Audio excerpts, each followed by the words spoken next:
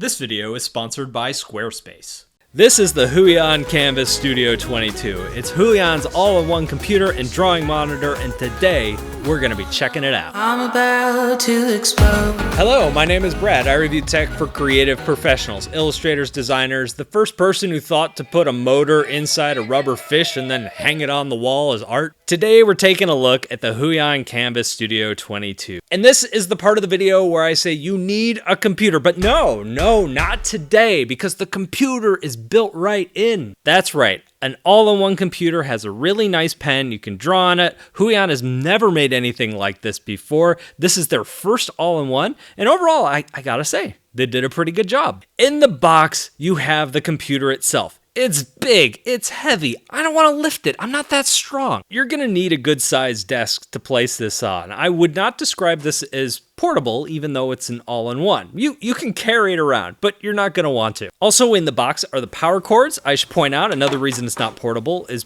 because it has to be plugged in. Think of this like an iMac or the Surface Studio. In fact, if I was gonna compare this to any computer out there right now, the Surface Studio is probably the closest thing. Of course, you also have the pen and the little donut stand that it comes with a couple extra nibs tucked inside. Oh yeah, and the glove. You guys love the glove. I left the glove upstairs. I can't do the dance. Can I get some archival footage of the dance up in here? I bought mine directly from Huion, and it came with a bonus Bluetooth keyboard and a wireless USB mouse as an extra gift. Pay attention if you buy this from a site like Amazon or some site in the US, it may not have those extras included. So first of all, this is a very capable computer, but it is not a beast. It is not a crazy high-end performance machine, but it comes with everything you need to run any art applications out there. Comes in two configurations. We should come up with flavors for these, maybe chocolate and vanilla. The entry level has 8 gigs of RAM, 120 gigs of storage, and that comes in at $1,200 US. Or you can jump up to the next level, which has 16 gigs of RAM and 240 gigs of SSD storage for $200 more. Whenever somebody asks me, hey, what do you recommend for a laptop or a computer as your primary art machine, I always say, baseline, you always want to start with 8 gigs of RAM. The RAM tends to be the most important thing when you're working with drawing applications, so I love that the base configuration here didn't cheap out and starts at that 8 gig level. If you could jump up to 16, if you can swing it, definitely worth doing. Also worth noting here is they put an extra 1 terabyte hard drive in here. So not only do you have that SSD storage, but you have that old school platter drive to back up your files onto when that starts to run low. I did mention here, this is not a super fast machine. It does have a Intel Core i5 8400 processor. It gets the job done. There isn't a dedicated graphics card here, so this isn't really built for high-end gaming or heavy 3D work or anything like that. It's catered more for design and illustration. You know, the stuff that I do. Along the back, we have ports. Power port, HDMI, VGA, 4 USB ports, a LAN port, ports for a microphone, headphones, speakers. When I first saw the pictures of it online, I thought, man, those USB ports are pretty close together. I hope that things don't get jammed up. But it turns out, after using it, there's plenty of room to fit 2 standard USB devices next to each other without any problem. Let's take a look at the display, because it has a bonded screen, which means they have reduced the space between the glass and the screen below it. Getting rid of that gap really increases the accuracy and pretty much eliminates parallax that you would see on older Huion drawing tablets. There's also a textured coating over the screen. This gives it a bit of drawing resistance when you're sketching. I'm a big fan of this feel. It feels great, and they've also caught up with Wacom in this regard too. That's something Wacom's always done well, and Huion's doing it really well now too. Some folks, especially people who want super accurate colors, aren't going to like that matte finish. It is going to dull the screen a little bit, but I think it's a trade-off well worth making. And I should say, the screen looks fine. It's not fabulous or amazing. It does have 120% sRGB, so the colors are good. They are accurate. The brightness is good.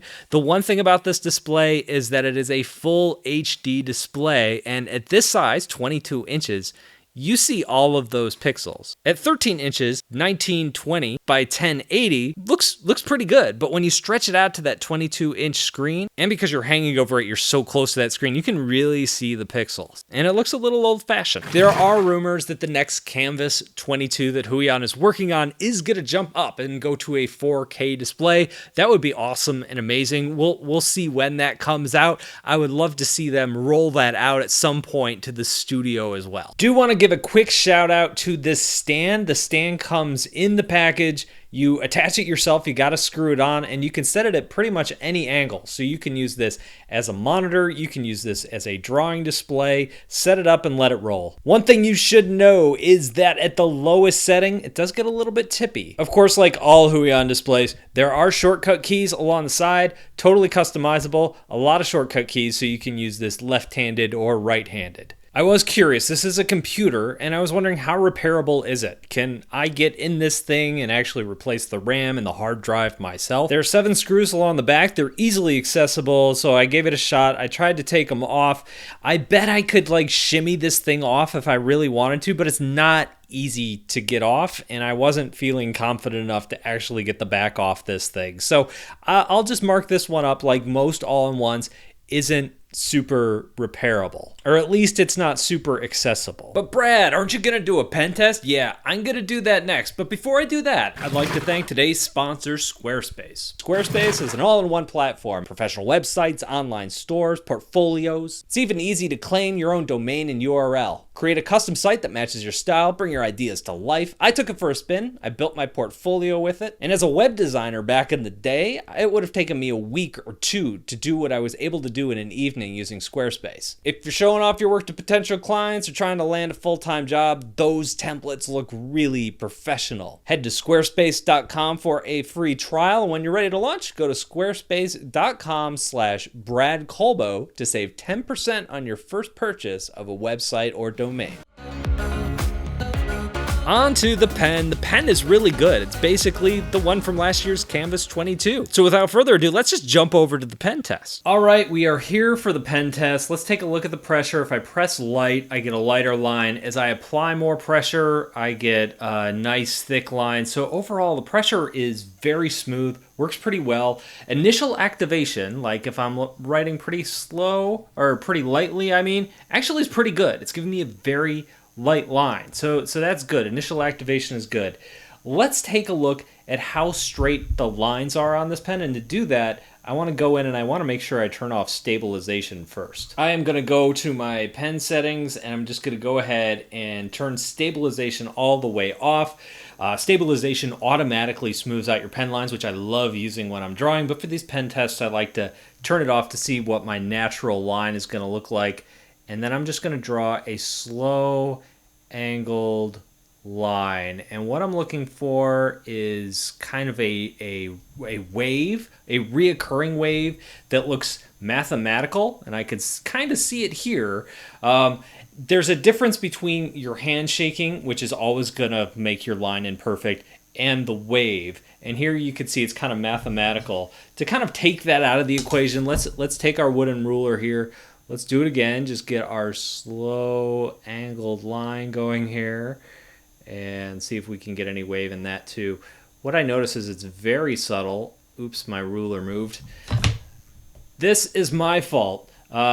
This is very subtle, but I can see some wave here. Overall, this pen is very good. It's performing very well. It's not quite as good as what Wacom is doing. There's still a little bit of wave to it, but when I'm just naturally drawing at my normal speed, I'm looking for things like, can I hold pressure around curves, medium circles, that sort of thing?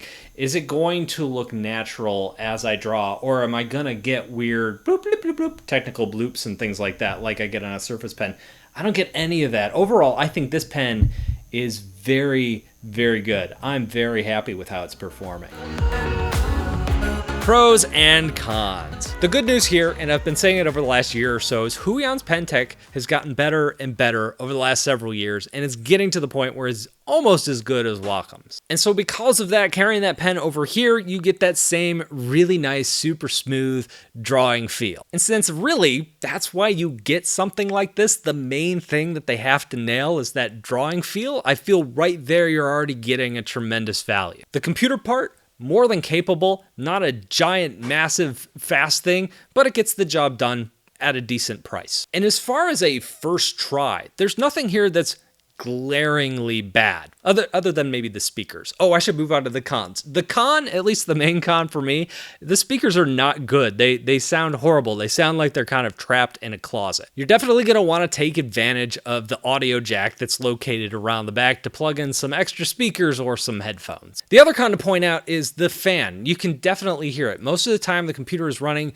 the fan is going to be running in the back. It's good because it definitely is keeping that computer cold. It's not making the screen too hot, and when it does get hot, it tends to get hot along the top, not where your hand is resting. So overall, I thought that was pretty good, but the downside is you do hear the fan, and when it kicks up, like when I was playing around in Blender, you can definitely hear the fan. But just know there's always going to be a low-level fan buzz whenever you're using the computer. This is a first-gen product, and overall, I think they did a pretty good job. There's nothing glaringly wrong here. Everything seems to work pretty well. It's not a beast of a computer. It's a very good pen display, and this is the type of thing Huion does well. Not making the highest end, fanciest thing, but making something that works really well at a decent price. The other downside that's worth pointing out here is that when you do put a computer inside a monitor, if that computer is too slow 3 or 4 years from now, but the monitor is still working, you have to replace the whole thing. I don't know if that's as big as a worry now as it was 5 or 10 years ago, but it is definitely something to keep in mind. So that is the Huion Kamvas Studio 22. What do you think? Let me know down below in the comments. Thank you for watching, and I'll talk to you in a couple of days.